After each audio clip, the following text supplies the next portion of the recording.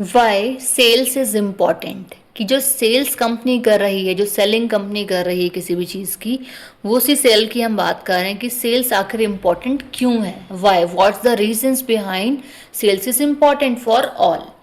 All मतलब companies की बात करें कि कंपनी ही सेल करती है ना, या फिर सेल्स पर्सन ही सेल करते हैं। तो चलिए वही जानते हैं आज हम इन पॉइंट्स में। तो the first point is measures market demand. First point हमारा कहता है कि मार्केट की डिमांड को मेजर करने के लिए सेल इंपॉर्टेंट है। ठीक है, कि मार्केट में कब कहाँ किस चीज़ की कितनी डिमांड है, इस चीज़ को हम मेजर कर सकते हैं। ठीक है, अब इसमें क्या लिखा है,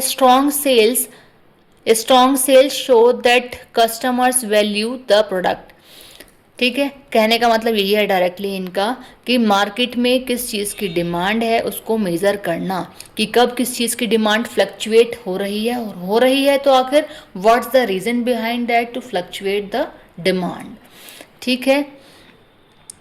next point is generate revenue, कि सेल्स से जो है वो हमें रेवेन्यू जनरेट होता है। ठीक है, लिखा है sales being bring in many needed to run the business, sorry money, कि जो हमारा सेल्स है, सेल्स की हेल्प से क्या होता है, कंपनी को मनी अर्न होती है, पैसा अर्न होता है, इनकम अर्न होती है, इसीलिए कंपनी सेल्स करती है। Next is build customer relationship, कि सेल्स से क्या होता है कि कस्टमर के साथ एक कंपनी रिलेशनशिप मेंटेन कर पाती है, या फिर एक सेल्स पर्सन पार्ट कंपनी का ही तो है। तो कहने का मतलब कंपनी और कस्टमर के बीच में रिलेशनशिप मेंटेन हो पाती है with the help of selling. ठीक है,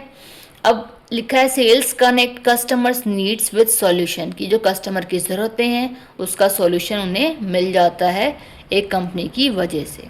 नेक्स्ट इज सस्टेन्स ऑपरेशंस, की हमारी जो सेल है वो सस्टेन करती है ऑपरेशंस को, जैसे पे फॉर सैलरीज, पे करती है सैलरीज के लिए, रेंट के लिए, प्रोडक्शन एंड मार्केटिंग के लिए। ठीक है,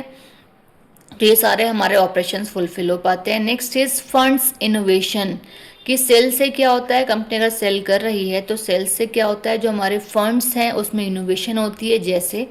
रेवेन्यू फ्रॉम सेल्स, जो रेवेन्यू होता है हमें सेल्स से वो हेल्प करता है इम्प्रूव करने के लिए और डेवलप करने के लिए नए नए प्रोडक्ट्स को।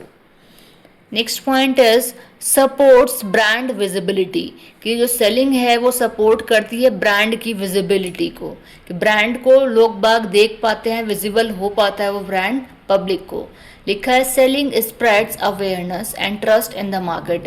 मार्केट, कि जो सेलिंग है वो स्प्रेड करती है पब्लिक को अवेयरनेस, पब्लिक को एक तरीके से अपडेट करती है, अवेयर कराती है कंपनी और कंपनी के गुड्स के बारे में, कि हाँ भाई इस नाम से ये कंपनी है, इस वाले गुड्स को सेल आउट कर रही है, और जो हमारा ये पर्टिकुलर प्रोडक्ट है फिर गुड्स जिसकी हम बात कर रहे हैं ये इतना क्वालिटेटिव है, ये इसका प्राइस है, ठीक है, इसमें ये इंग्रेडिएंट्स हैं, इसकी मतलब क्या क्या उसके प्रॉफिट्स हैं, वो सारी चीज़ें हैं, और एक तरीके से मार्केट में ट्रस्ट को भी बिल्ड कर पाती है सेलिंग।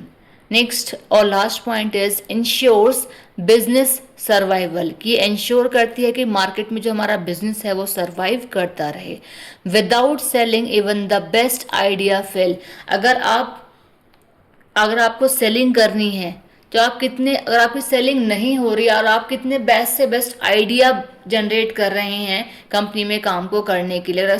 सेलिंग नहीं होती तो वो चीज़ें सारी बिल्कुल वेस्ट हैं, यूजलेस हैं, because of main thing is selling, कि सेलिंग से ही आपका प्रॉफिट तो छोड़िए, जो मेन मार्केट में आप चीज़ों को अचीव कर पा रहे हैं, एक ब्रांड बन पा रहा है, एक इमेज बन पा रही है, एक डिग्निटी बन पा रही है, ठीक है, ये आप अपने बिजनेस को रन कर पा रहे हैं, वो सेलिंग की वजह से ही पॉसिबल है। ठीक है, तो इंश्योर करता है सेलिंग की वजह से एक बिजनेस की वो मार्केट में सरवाइव करता रहे, एज वेल एज सरवाइव करेगा तो कहीं ना कहीं कुछ टाइम बाद, उस टाइम तो कहीं ना कहीं कुछ टाइम बाद तो उसको प्रॉफिट अर्न होगा ही, बिजनेस को ग्रोथ होगी ही, मार्केट में उसका नेम एंड फ्रेम बनेगा ही।